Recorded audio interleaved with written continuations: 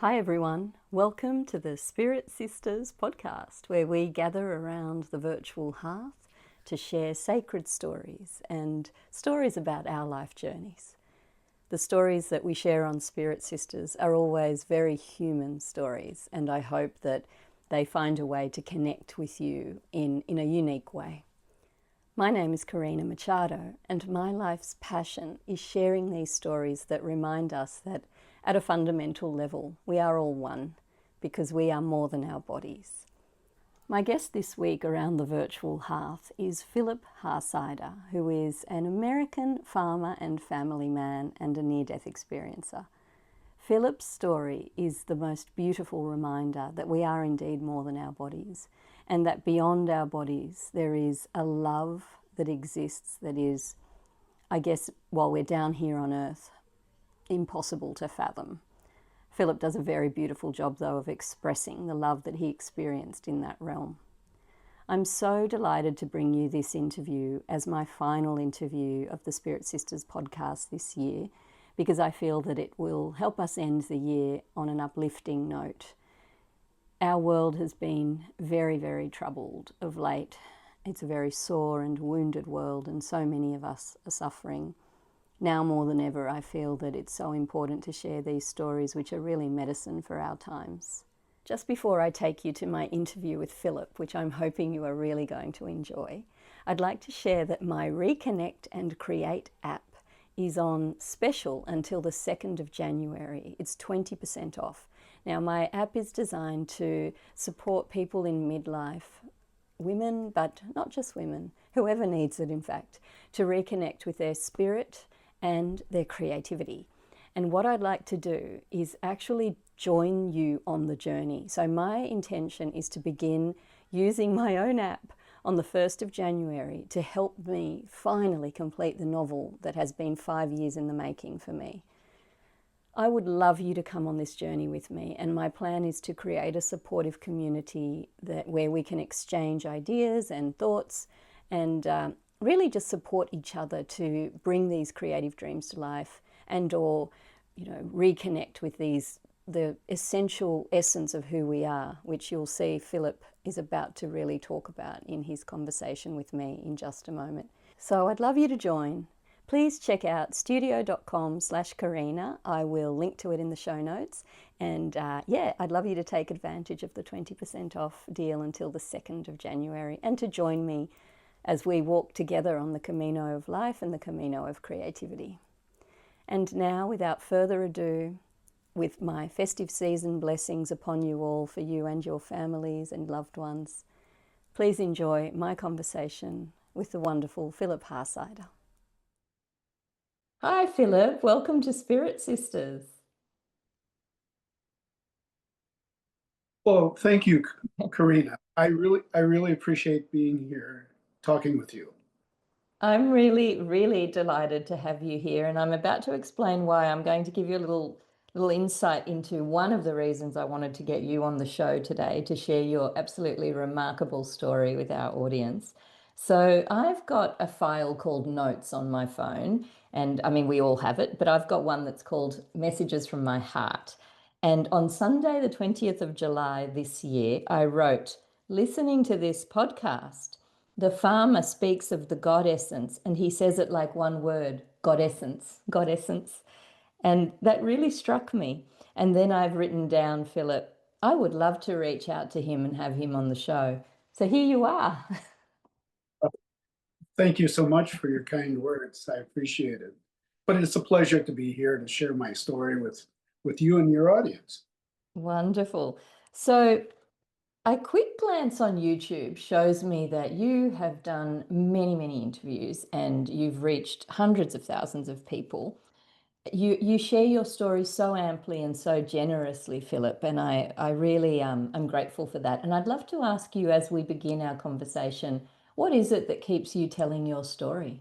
The message I was given 8 months after I had left the hospital, and it happened one night, and so this portion of it usually comes later, but I'll explain it now. I had been in the hospital for 4 days, came out, had absolutely no damage to my heart after having been unresponsive and lying on the floor for over 6 minutes, enduring 3 electric shocks, multiple chest compressions, and just the physical things that go with it. After I left the hospital, they had put me on medication to lower my blood or keep my blood pressure low, which incidentally had been fairly low otherwise, but this suppressed it even more, and also my pulse rate. And so for the over 6, 8 months, I struggled just to stay awake. And we have a working farm where we pasture graze beef cattle. And so was not really allowed to handle any machinery by myself because my wife wasn't sure I would be able to not become injured for some reason if I collapsed again with moving equipment around. So every morning I would wake up, I would go downstairs for breakfast, uh, trying not to stumble down the 2 flights of steps we have in our farmhouse, and just collapsing in the chair because I was just exhausted. And the one morning I went down, and Mary, my wife, was sitting at the other end of the kitchen table, and she had a notepad in her hand, which she typically didn't have every morning I came down. But that morning she did. So I got into the kitchen, I plopped myself down in the chair. She waited until I was ready to talk. And then she said, "Would you like to hear what you said last night?" And I said, "Well, I don't remember saying anything." And she said, "Well, you did." And I had a notepad on my table beside the bed. And I thought what you were going to say might be something we could talk about in the morning.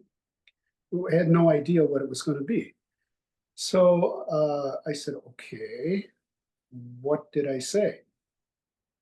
And she said, "Well, first of all, you sat up in bed and you were mumbling to yourself, and I couldn't understand anything you were really saying." And she said, "Then you stopped. And then you started to shake your head from side to side, saying, 'I don't believe it. I don't believe it. I don't believe it.'" And she said, "Well, what is it you don't believe?" She said that I told her in the middle of the night the reason I came back. And she said, "Well, what was that reason?" And she said, "You said the reason I came back was because I was to be a conduit of hope to those who don't have any or don't think there is any." And there was this pause, and I said, "Well, what else?" She shrugged her shoulders and said, "Well, that was it. You laid back down and went back to sleep." But I had been that when she had told me that morning, I had the answer to all the questions I had been asking myself the previous 6, 7 months as to why it happened, where it did, when it did, with all the help that was available to work on. And not 1 hour earlier, when I was out in our farm's pasture, walking to go look at our 27 head of beef cattle. Had it happened there in the morning, an hour earlier, no one would have found me for 6 to 8 hours later because Mary had a full-time job and she wouldn't have been home until later that night. And then if she did look for me, she wouldn't know where to look. And at this time of year, the grass was tall. So if I were lying on the ground, they'd have to search the whole darn field to find me. So there were a lot of questions as to why my collapse happened where it did, when it did. And this was the answer that I was given, that I told Mary. And so that's that is my answer to your question. Thank you, Philip. So let's backtrack now, 6 to 8 months. Let's give the audience the story. The floor is yours. But before you do, you mentioned your cattle, and something very interesting happened on the morning of your collapse, of your NDE. With the cattle had an interesting response to you. I read about it in your book, 6 Minutes in Eternity. Would you like to just share that story as a little preamble to then what happened with in your near-death experience? Sure.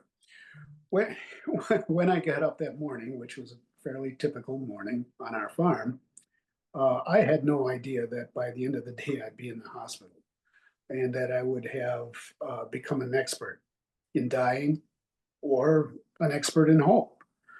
Uh, every morning I would walk out to see our cattle, check on them out in the pasture, make sure everything was okay. I did that morning, and before I got out there, one of them looked at me rather alertly, which was unusual. And for a couple of seconds, she looked at me and then took off running across the field. Well, that got the attention of the rest of the cattle, and they looked at me and took off running to and join her about 200 feet away.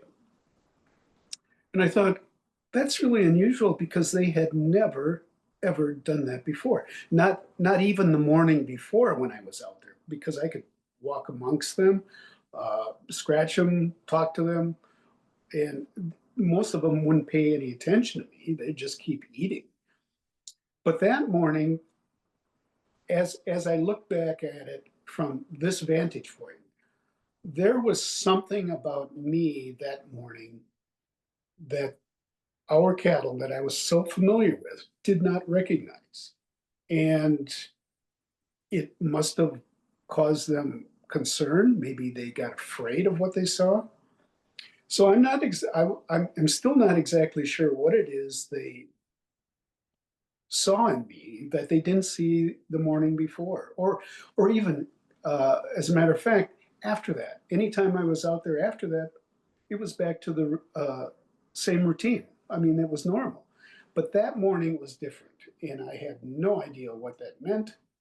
And I don't know that had I understood that I would have done anything different that morning, Mm. which goes into why it seems a significant point. I had arranged to have the tires on our car changed that morning at a local auto shop, which was 12 miles from our farm, which was in our what we call our local village. That's the closest village we have to our farm. And so when after I left the pasture, I went to the house and I realized I could go in a little bit early. And I usually took my uh, gym bag with me because I had been going to our local hospitals, what they call a rehab fitness room. And it was affiliated with the hospital, but this was had a separate staff. And I had been going there for 6 months previous to that morning. And so I was driving into town, our village, and I realized, I have plenty of time to get in a quick workout because I had gotten in earlier than I anticipated. So instead of turning right to go get the tires changed, I turned left and went down to the street down to where the fitness rehab was. I parked the car, walked downstairs, changed clothes, came back up, said hi to there were 3 or 4 staff people in the room, and I did a few stretches, and I started out at the arm curl machine or the bench, and I did 20 modest arm curls just to get going. And I stood up, standing next to the bench, and the strangest thing happened because I looked down at both of my forearms because they were tingling. It'd be like if you laid on both of them during your sleep and then you wake up and they start tingling from that. Both of them did. And incidentally, that is the last thing I remember for over 8 hours. And the interesting thing about that, from looking at it later, trying to understand it, was one moment I was standing next to the bench of that arm curl machine. And the next moment, in a blink of an eye, I was lying on the floor and I found myself in what I'm going to describe as an eternal dimension. Mm. I wasn't myself. I understood that at the time. But what I experienced were all of these energetic waves that were coming towards me.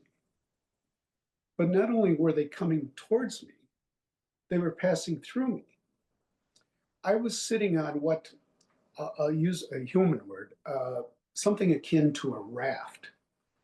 But it wasn't a raft where I was on water. I was floating on these energetic waves that were coming towards me.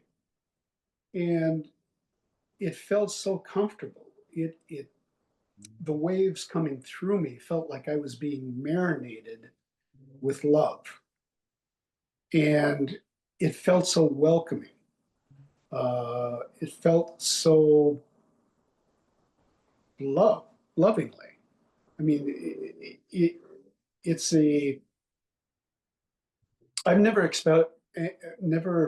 felt anything like that here. I mean, I felt love, but this was immense.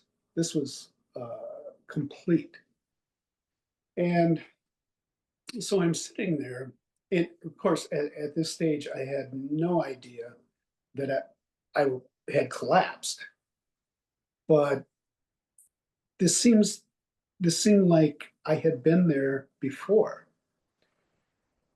So when I decided to look up, as we understand up, down in human terms, when I looked at what was in front of me, I saw what I can best describe as a gigantic, enormous, those are just minuscule words to explain this structure, this sphere, this golden, glowing, pulsing sphere that was emitting infinite knowledge.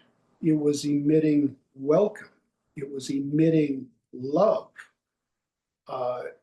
It was emitting understanding. It was everything you could possibly imagine in human form, it, coming out of this golden, glowing sphere. I remember looking at it for a while, and later I'll maybe explain how I know I saw this. But when I turned to what was to my right, as we understand linear direction here in this dimension, what I saw, I can only explain as an infinite multitude of dimensions and universes suspended in this eternal space. The best way I've found to explain this is for you or anyone to expand your mind to look at our universe and compress it down, everything we know about, the billions of light years across, up and down, all the planets, all the galaxies, all the black holes, everything that we can imagine our universe to encompass, and compress that all down to a single sheet of paper, okay? And then suspend it out here in this eternal space. Okay, do that with another one. Suspend that right next to it.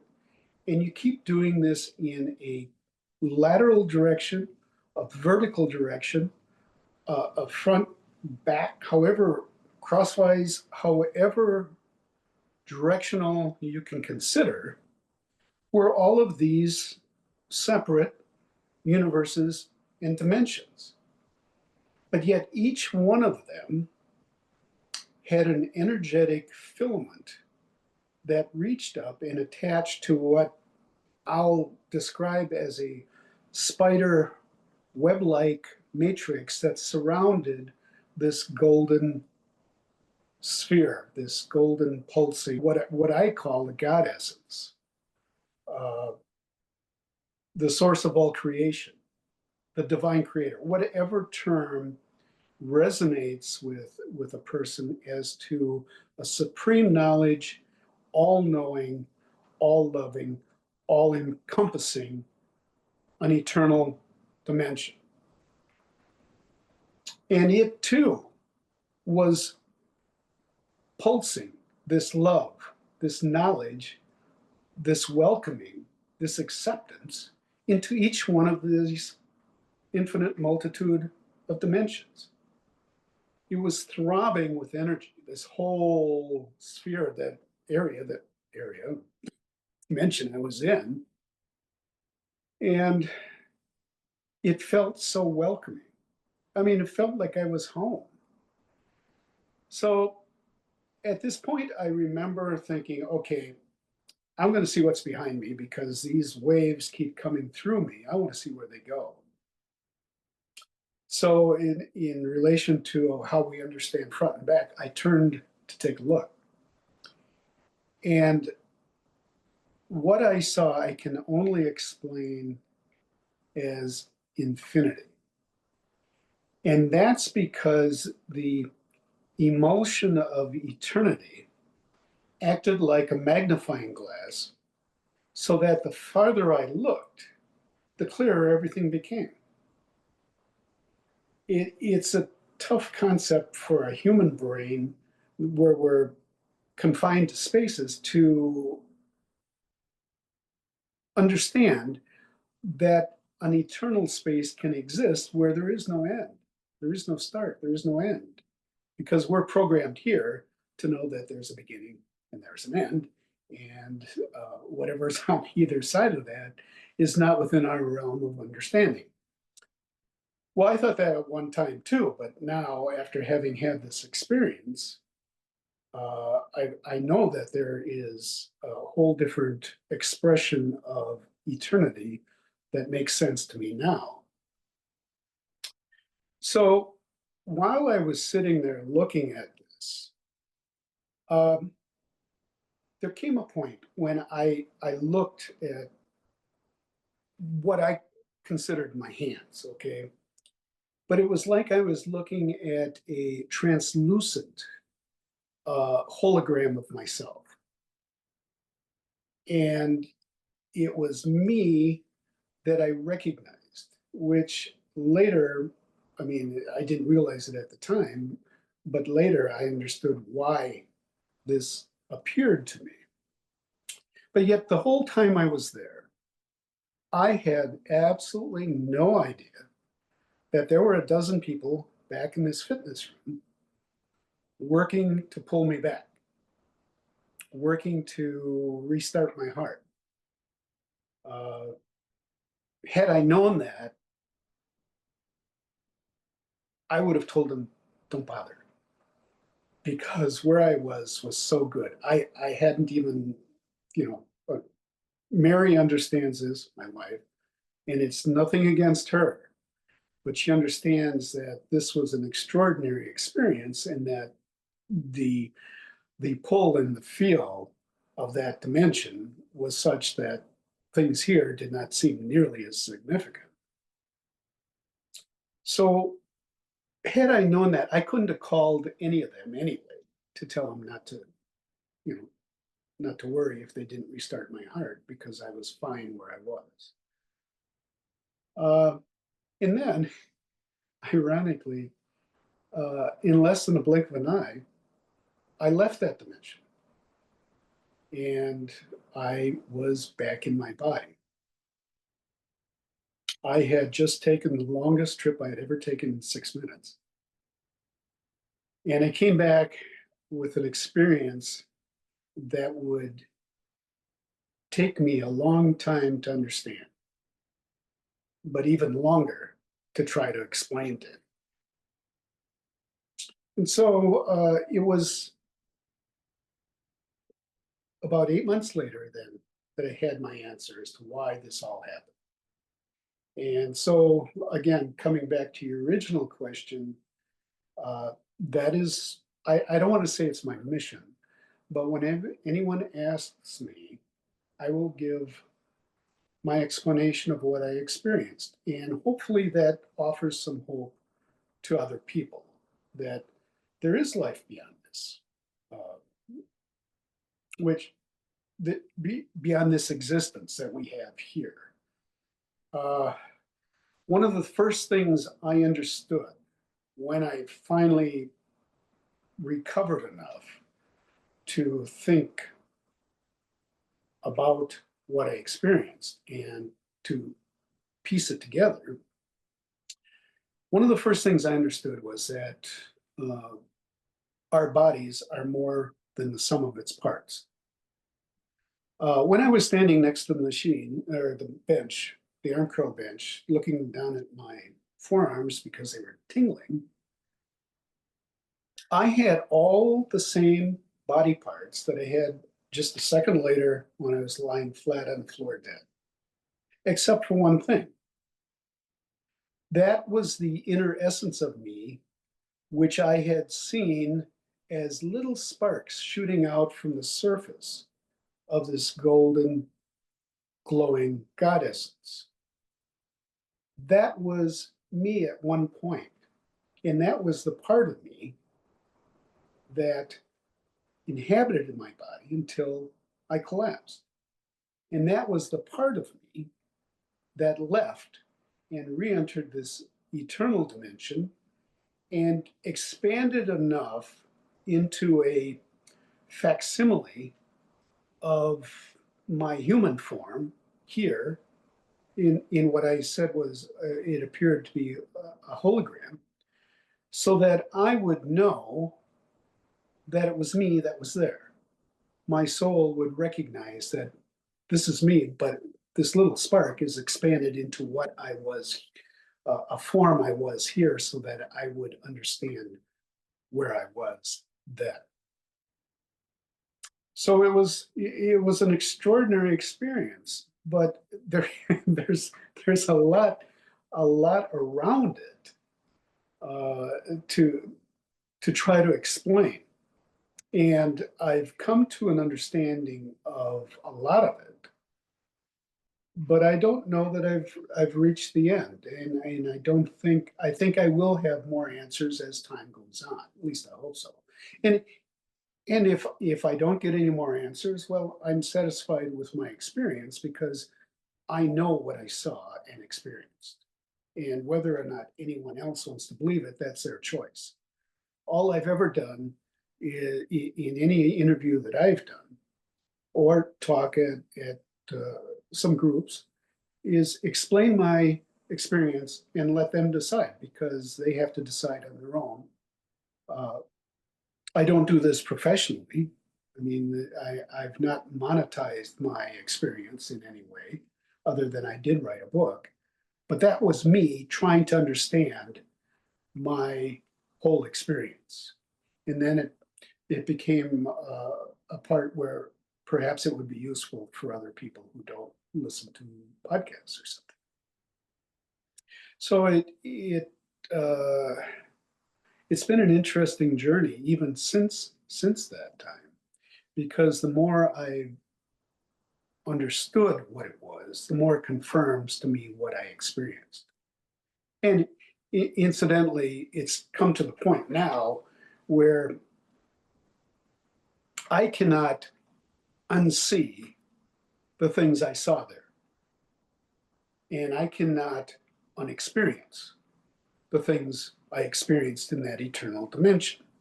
It's with me every day, which is a nice, comforting thing. I don't dwell on it, but it's always there in the background of what I see. Because this universe, however big you want to consider it to be, really is surrounded by the eternal dimension. We are just a substack of it, just a small portion of the whole eternal dimension. But it's in this lower density dimension that we exist right now. and that's why we're able to talk. Uh, the I'll stop right there in case you have a question. No, I'm riveted, and there are so I have so many questions. Let's just see if I can order this in some way. So the first thing I'm thinking, I mean, it's hard to go past that extraordinary description of the liquid love and being marinated in love. Like that is just such an exquisite thing. And, other near-death experiences have also struggled with finding the language in this dimension of ours to express it. And as you said, Philip, you've known love and you know love, and yet that was something else. And I was wondering, oh, and also the love that you said the sphere pulses out. So it's an active love. It's not, sometimes I think we think of love as a recessive, pliant, emotion, but it's very active, what you're saying. And it sounds like it gives life to all of these. Tell me if I'm wrong, that it gives life, that it's the source of the love is powering all those infinite, I can never say that word, but that infinite amount of dimensions that you experienced. Well, I think the human brain can only grasp certain concepts and understand them. That dimension uses no language. Everything would be like telepathic between entities. Uh, there's no descriptive needed. So the struggle for me was try to find human words that could approximate what I experienced. So, and there's no human words that can explain what this golden God essence, this divine creator, this source of all creation, whatever you want to call it. Uh, there's no way to explain that other than it was a big sphere and it was pulsing. I mean, that's the best I can do.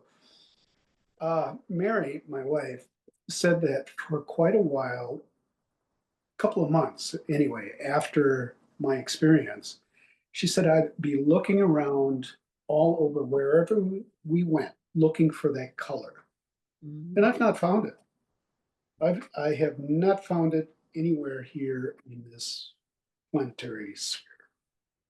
I'm not sure it is out there because something of that eternal dimension is not necessarily going to be in this dimension. The closest I have is a picture behind me that Mary took of a sunset at our farm. The colors are one of the closest things that I've come to. And ironically, the cover of my book has something similar, but that was done by an artist in London who had no idea what I was explaining. The publisher had gotten a hold of him to do the cover design. So those two things are the best approximation that I found yet of the color and the pulsing God essence that was there.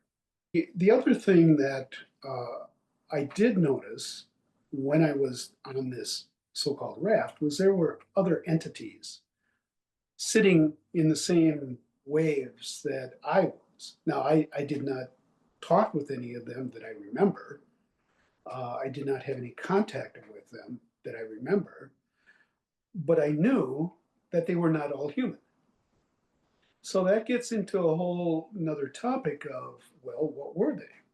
Well, basically, they were whatever God can create. Uh,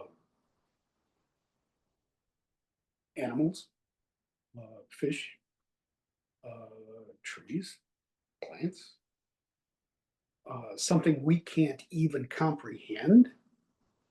So why should we be limiting uh, the source of all creation into a little box and say this is all that that source can do?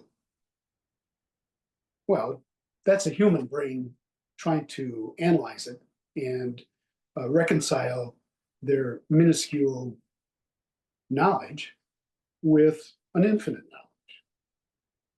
Now, I do remember quite a few things of my experience, but I don't believe I've remembered everything.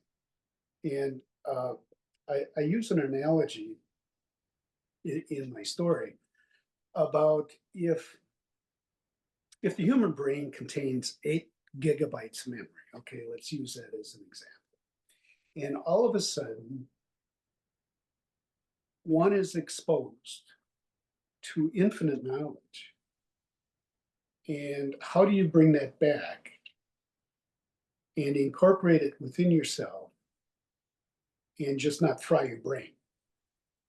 So I think I was given as much information as I could handle coming back, remembering, trying to understand that. And whether or not I'm going to be able to recall or have something else explained to me, I don't know. I mean, it's fine if I do, because I'll look forward to that. But if I don't get any more information, well, that's okay too, because I saw enough to understand what lies beyond this life. And there's nothing to be afraid of. Because my body lying on the floor in that rehab fitness room was just this, what do you want to call it, a shell. Uh, I I liken it to getting off an energetic superhighway, taking the off ramp, and coming down here. And I was born of my parents. I was raised by them, and I've now spent almost 74 years in this dimension, which is a denser, lower energetic dimension than where I had been in that eternal dimension. And when my body uses up its fuel, which it will do just like it has for everyone else, I'm going to leave my body. That little spark of me is going to go get on the on ramp and go to the next experience. And I'm going to keep doing that forever because I've already been doing that forever. Now, at this moment, I can't explain or tell you what other experiences I've had because that hasn't been made known to me at this point in time. But I know I've had them because we, meaning you or any of your viewers or me, have existed for as long as the God essence, the source of all creation, has existed. And this was a knowing that was given to me in the last 6 months, is that my understanding now of how we were created has been enlightened. And not that I've been given, not that I have any special gifts, but it's just the understanding and the knowing of what makes sense to me as a human in using what I experienced to formulate or to understand this thing. So if you go back and think of this God essence that I saw in front of me, and that within it there is the potential energy of the creator floating around. This is the infinite knowledge of the God source, the God essence. And that energy then becomes a thought by the creator. And that thought takes that little bit of energy and it fuses it, it crystallizes it into a little spark, which is us, which is you, which is everyone else.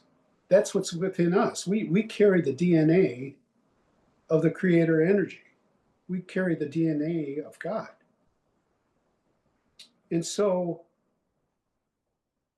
as that spark is released, it becomes separate. It has separated from the God essence. And at that point, we are gifted with free will for our soul to make the decisions of where it wants to go, uh, what it wants to experience, what it wants to learn. And that is the part of me that came on that off ramp and down into this lower dimension. And that is the part of me that expanded when I was back up there into this form, this holographic form that I could recognize so that I knew I was still alive, but not physically alive, but I was still alive.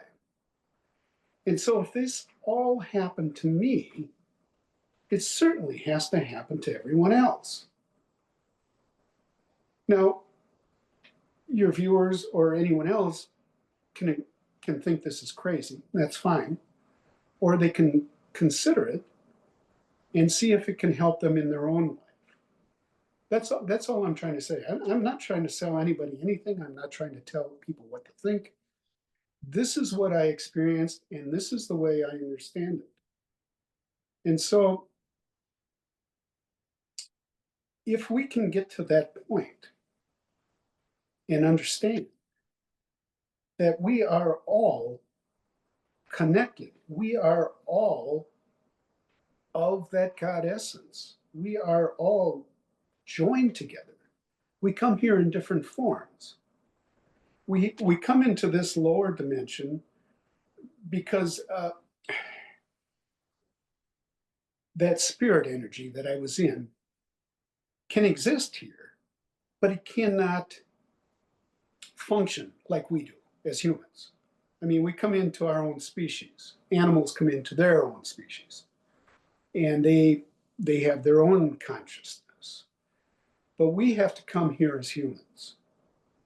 And that's a gift because we can experience this lower dimension in an emotional way, in a intellectual way, in a physical way, in all the five senses we have, where a spirit coming into this dimension can observe it, but it won't have the same experience that we do as a human. So I do believe that I can't prove it, but I do believe that there are spirit guides. Some people may want to refer to them as angels, or whatever other positive spirit that comes into this dimension that can enhance our experience here. But they cannot have the same experience physically that we do. That's my understanding. And again, I leave it for people to decide if that makes sense or not to them. So there's one other aspect of this. So how does all of that I experienced in that eternal dimension get to me here? Well, as I understand it now, that portion of knowledge and experience gets embedded into that little spark that I bring here. And we're here to learn. We're here to have the experience that we can take with us after we've learned what we need to learn here. And some may have learned what they came here for earlier, and that's why they leave early when we don't want them to go. Some may linger because they're not quite sure they want to go. But eventually we all do leave, and then we take the lessons we learn here and go on to something else. I can't tell you what that something else is because I don't know myself. But I do know that we will continue on. Now, I'm certain that everybody has dreams or have had a couple of dreams during our lifetime or whatever. And usually they're at night. And when you wake up in the morning, well, you may remember bits and pieces of it. You may remember segments of it, but generally you don't remember the whole thing. So how is it that I can have that experience in another dimension, and I can bring that here with me and explain it? And every time I think about it, I can see the whole panorama, and nothing changes. It's the same. And it's not because of mental repetition. It just feels the same, because every time I think through that whole sequence, I get the same warm feeling welling up in front of me, through me, up and down, that I got when I was there. So somehow all of that experience gets imprinted on our soul, our God essence, our whatever you want to call it, that we can bring it here and remember. So I'm convinced time travel's no big deal. We can do that because I was here 1 second, and in an eternal dimension, a split second later. And then the same thing happened in reverse, and I'm back here. So I do know that I've experienced time travel, and so I know that's real. And I know that my experience is true. Thank you, Philip. Oh my goodness, wow. There's so much that comes to mind as you share, and so much of your experience, I think, is resonant with many of the spiritual traditions and the texts that have come through over the centuries with human beings trying to interpret the greater beyond. I, for instance, study a text called A Course in Miracles, and it actually says pretty much word for word what you said, that we are a thought in the mind of God. So I find that really interesting. The other thing that comes to mind as you speak of the interconnectedness and a net-like, a kind of a net-like veil that is around this sphere, there's that idea of Indra's net, and that the interconnectedness between all of humanity, but not just humanity, every element of life on the planet.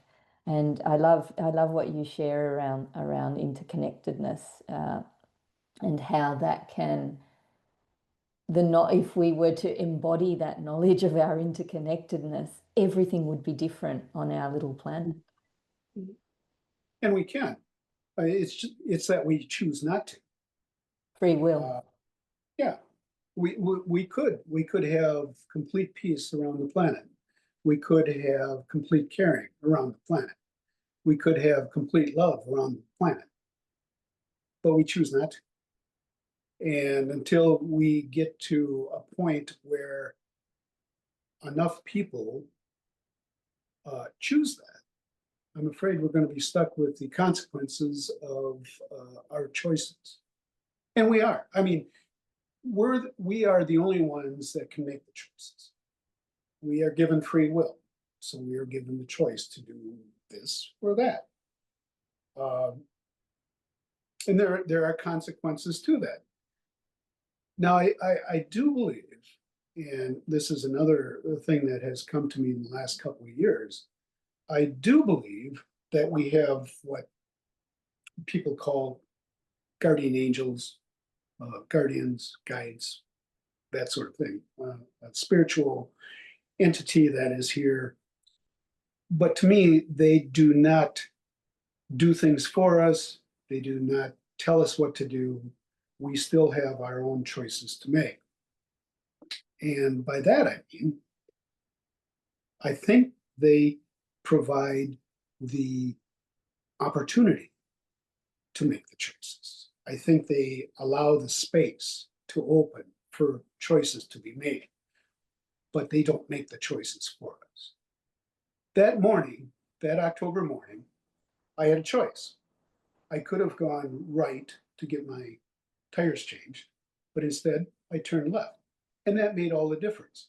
Now, it's possible I could have collapsed at the tire place and there would have been an ambulance there in short time, whatever, but I don't know. I can only assess what actually happened, and that's all any of us can. Mm. Do you think, Philip, that we have a choice to enter this lower realm, well, this third density dimension? Do you think we have a choice to do that, to be here? Yes, I do. I think at some point, I made the choice that I wanted to come down here, and I wanted my parents to be those two people, and that I wanted to grow up in a farm.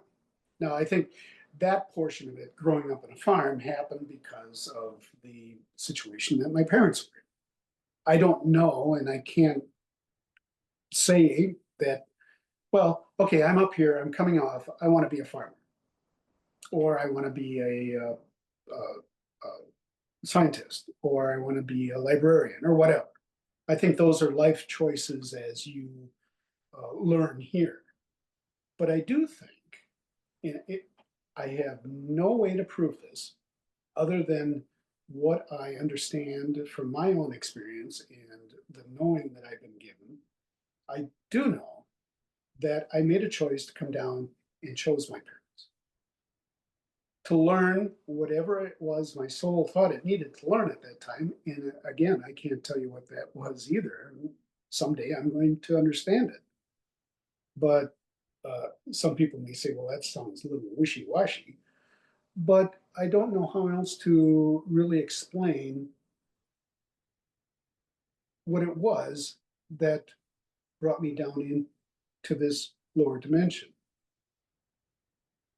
And one of the things that I do understand is that what we experience here, other than what our soul takes back with us to a higher dimension, the other things, the lower dimension terms like fear and hate, war, death, do not rise into that higher dimension because they're such low density, low dimensional vibrations. They're not allowed into that upper dimension. Uh, those are all human constructs, if you think about it. And so, being part of the human construct, it's not that it's banished from the upper dimension, it's just not allowed to exist. In yes, in your book, you speak a lot about frequency and vibration, and you talk about, you set a lovely intention at the beginning of your book that you, in a sense, are infusing the words in the book with the beauty and the I guess the experience. You're bringing the experience that you had in the other dimension into the words, and you talk about the frequency and the vibration of the words, and it's a kind of transmission that you're giving the reader. So my sense is you talk about those words that aren't allowed there, there's just not a resonant match. It's impossible for those states to exist in that realm. Would you say that that's kind of what you experience, Philip, that there's just no entry possible for those states of being in those dimensions that you experience, that eternal dimension? Oh, I agree. I agree because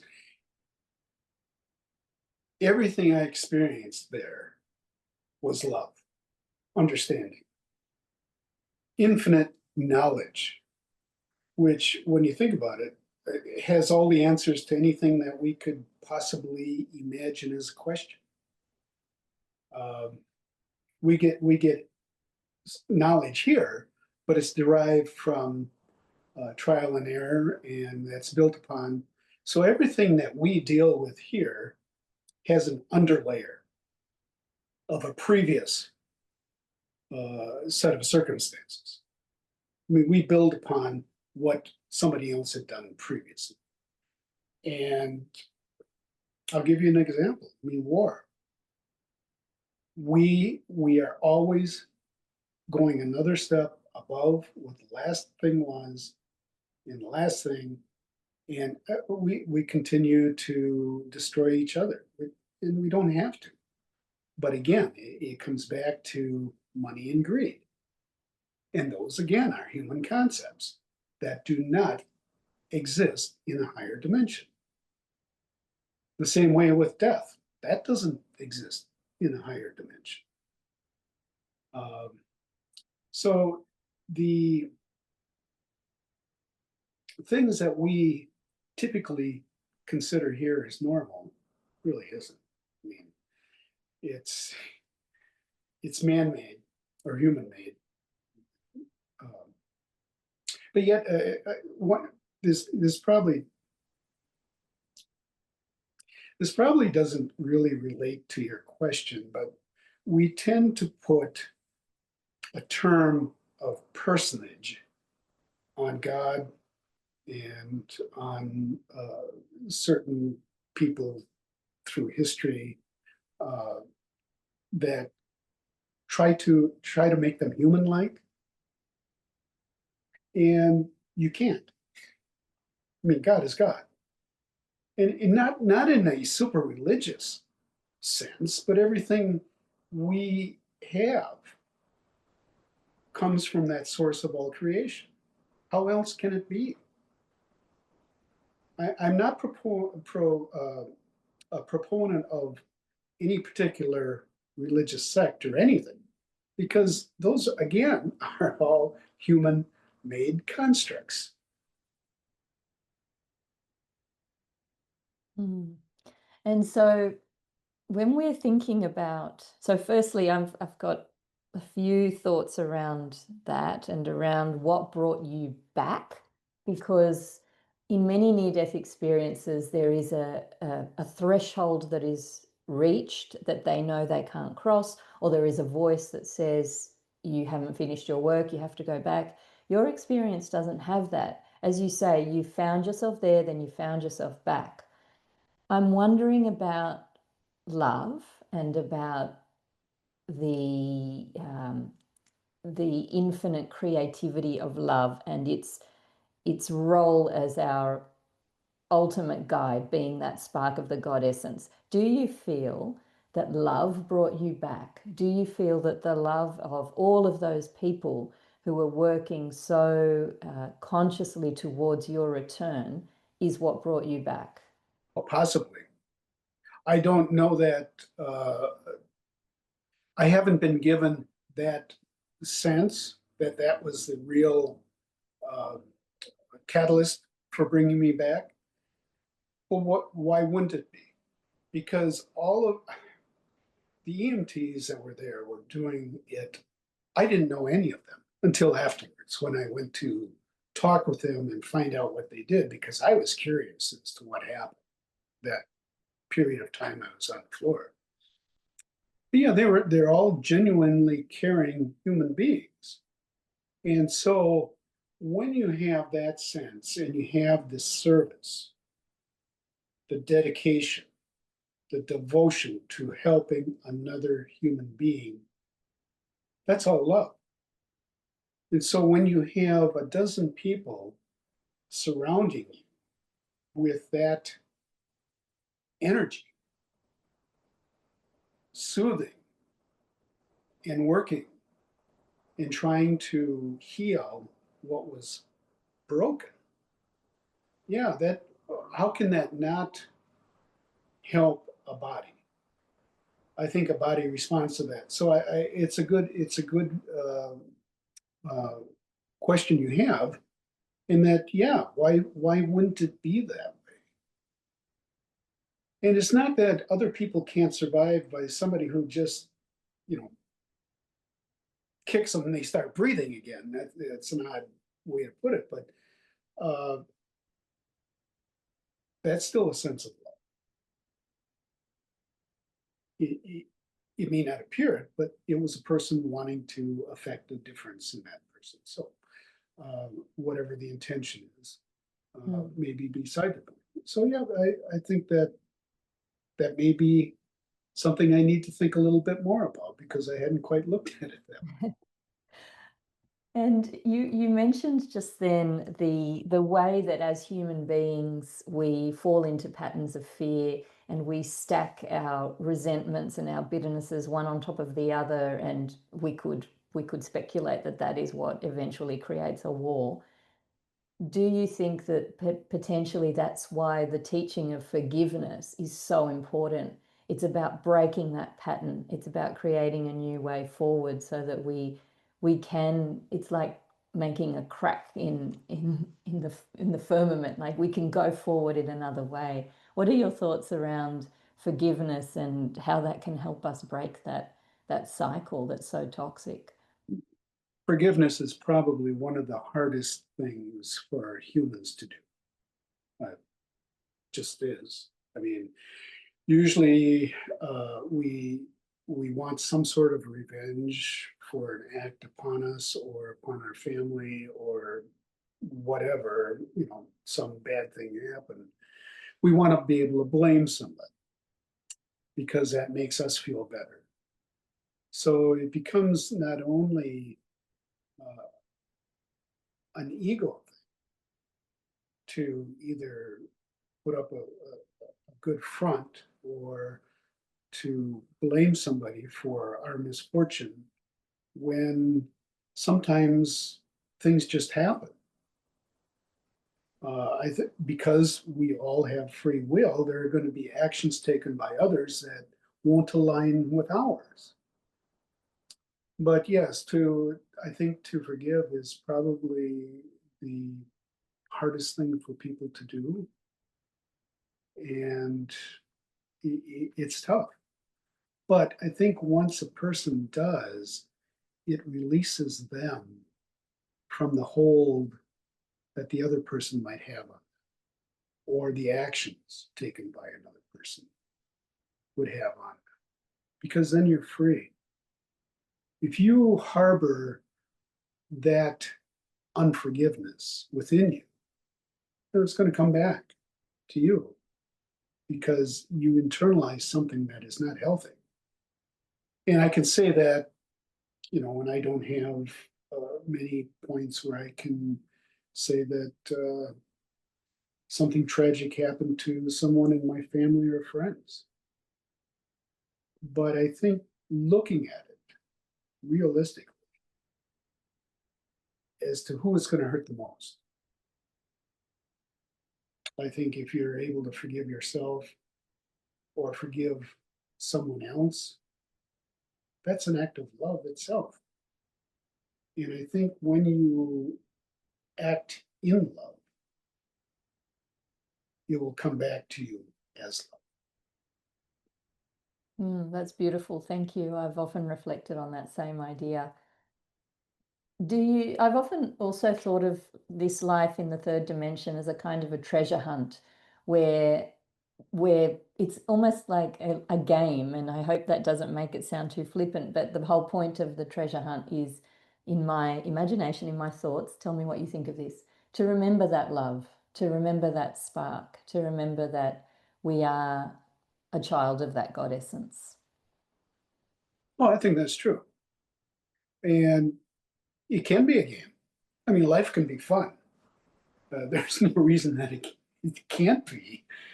We tend to put our head down and just kind of barrel on forward and forget to look up and enjoy and laugh and just take a look at our surroundings.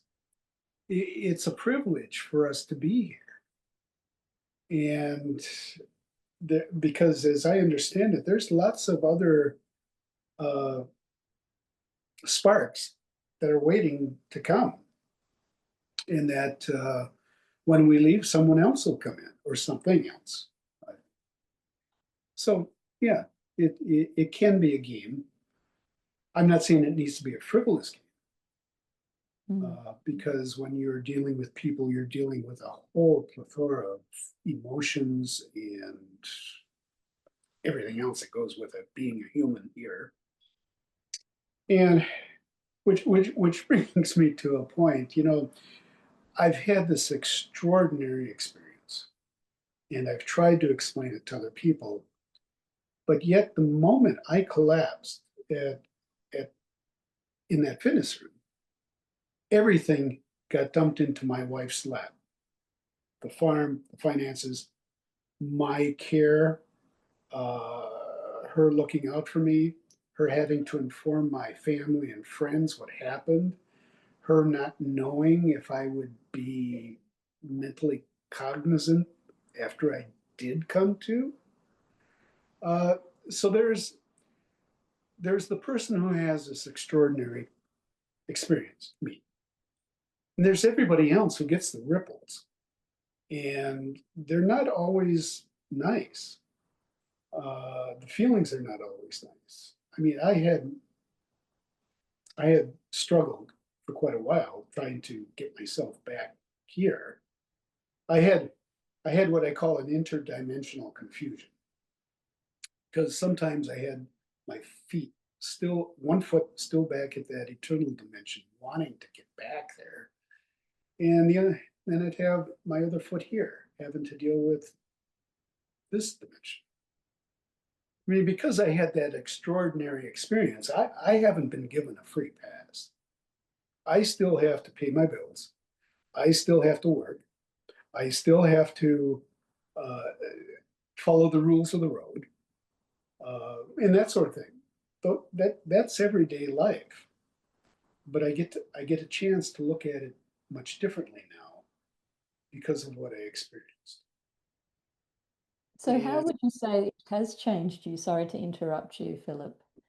How would you say, I think you were probably getting to that, how has this experience changed you? more tolerant of people, of life. I enjoy it more.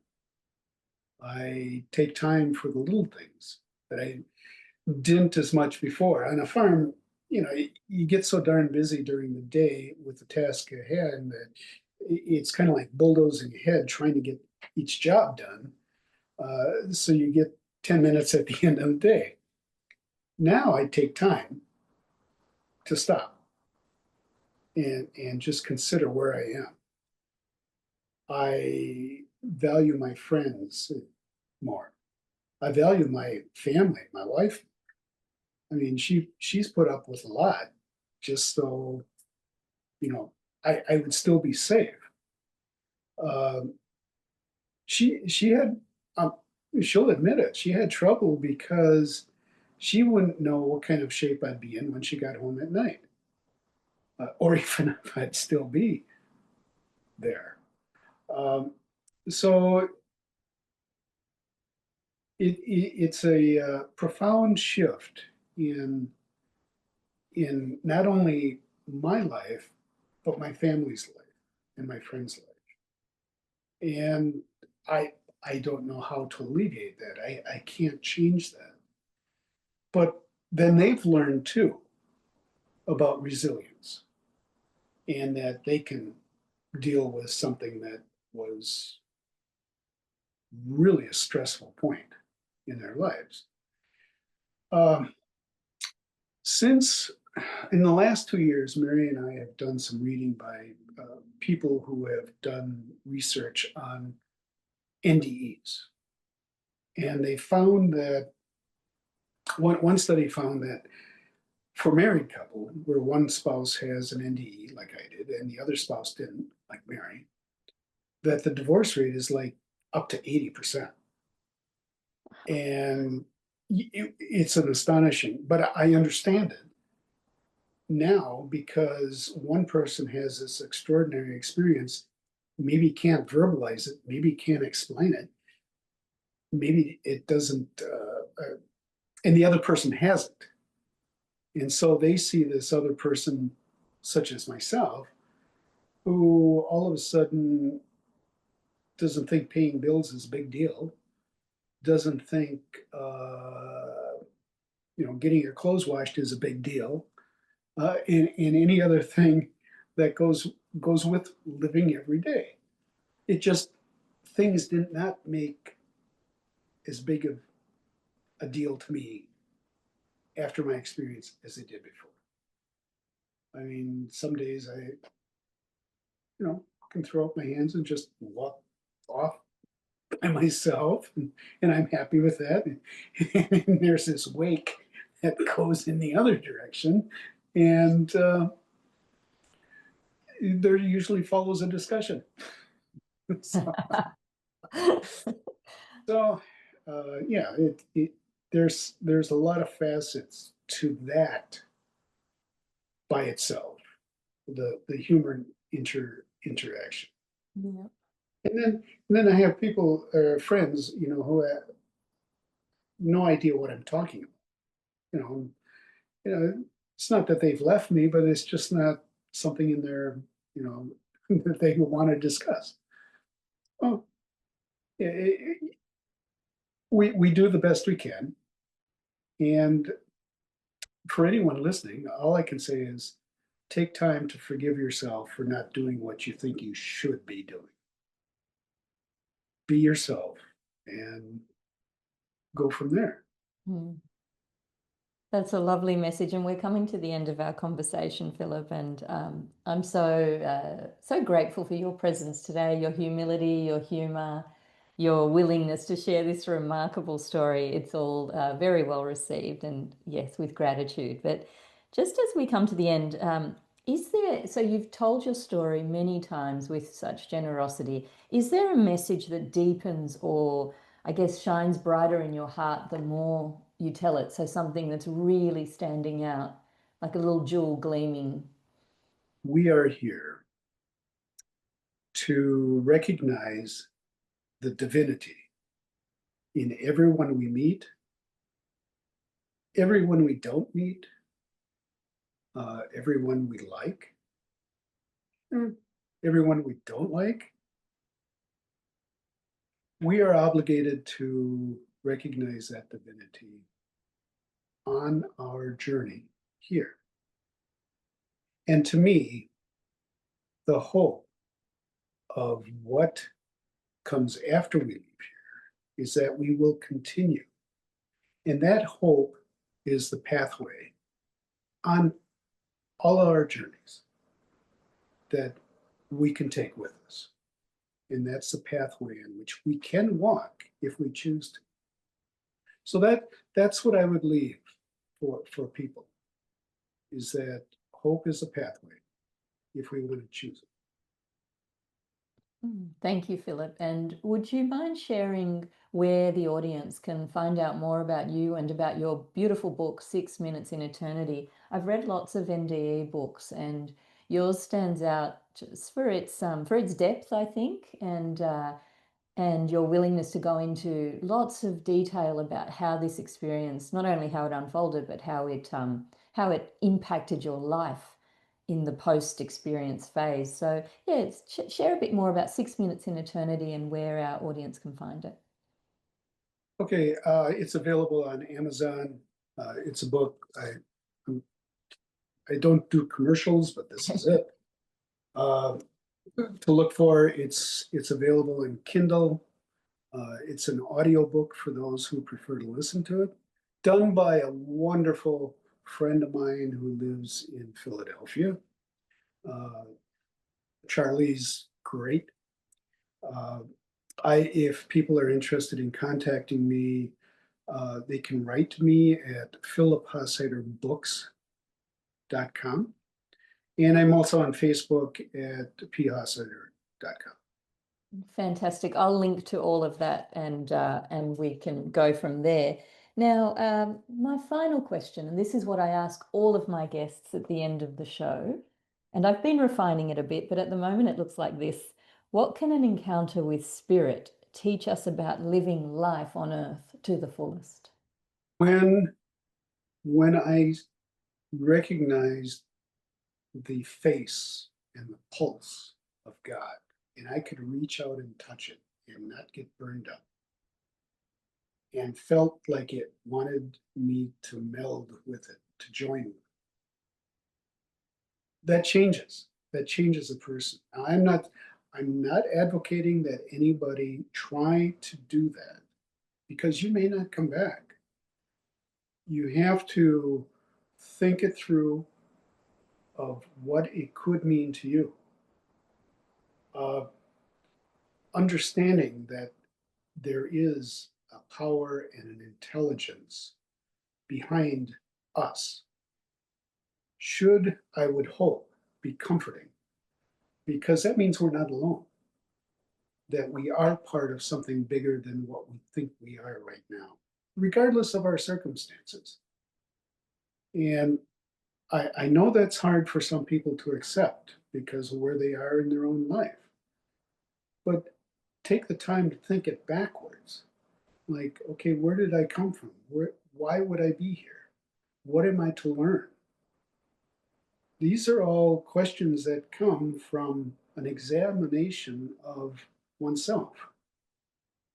And that's the best answer I can give. That's beautiful. Thank you, Philip, for spending time with us today on the Spirit Sisters podcast. I am truly honoured. Well, thank you, Karina. This has been a pleasure. I wish you and all of your listeners well, and keep your hands open, because that's the only way you can receive things. If you close them, you're not going to accept anything. So thank you again. Love that message. Thank you, Philip. Thank you for listening to Spirit Sisters. If you enjoyed this conversation, please subscribe so that you won't miss an episode. And don't forget to rate and review the show. Have an experience you'd like to share with me? Get in touch at my website, karinamachado.com, or find me on Facebook at Karina Machado Author. After all, there's nothing more powerful than a story.